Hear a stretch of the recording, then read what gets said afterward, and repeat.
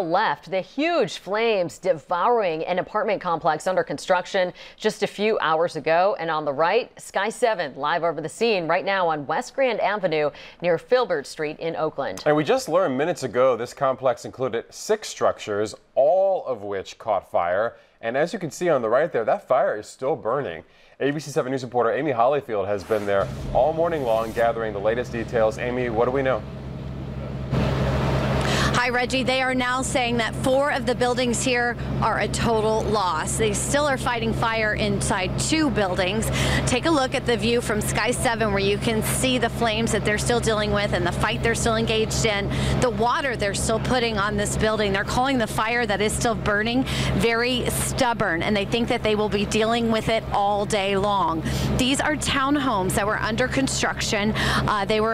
This is at West Grand and Filbert in Oakland. They got the call at about 2 o'clock this morning, and firefighters say it took them about 80 minutes until they got the huge 5-alarm fire tamped down and somewhat under control, but they're still not calling it contained or out. But it was 80 minutes of an intense firefight with about 90 firefighters since they went to that 5th alarm. These townhomes were called Ice House. They were going to be selling these homes for around $600,000 each. The fire is now under investigation. They're not calling it suspicious at this time. They still want to investigate the construction equipment that was being used here to see if anything else could have started it besides an arsonist. But it is under investigation, of course, and they say this is the first of 2 fires overnight at construction sites. Listen to this briefing we just got where the deputy chief talks about the 2nd fire of the night. We did receive a report of another structure fire in the 3600 block, I believe, of Peralta a little after 3 o'clock. Arriving companies the fire was out on arrival, but there was a suspicious in cause or possible cause, so that is also under investigation. That was a building under construction. Now back here at Grand and Filbert, this fire was so huge that giant embers were flying off of it, and one landed on a home that was on Isabella. The structure, the exterior of that home does have some damage, but they said they got that fire out pretty quickly.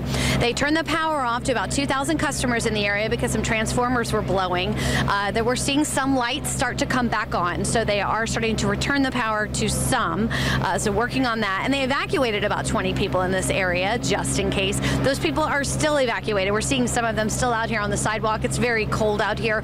The firefighters say at this point they just can't let them return home, not while they still have this active fire burning in those 2 buildings. Live in Oakland, Amy HOLLYFIELD, ABC 7 News. Amy, it just seems like we've reported on this time and time again, the same similar kind of situation on fire in Oakland.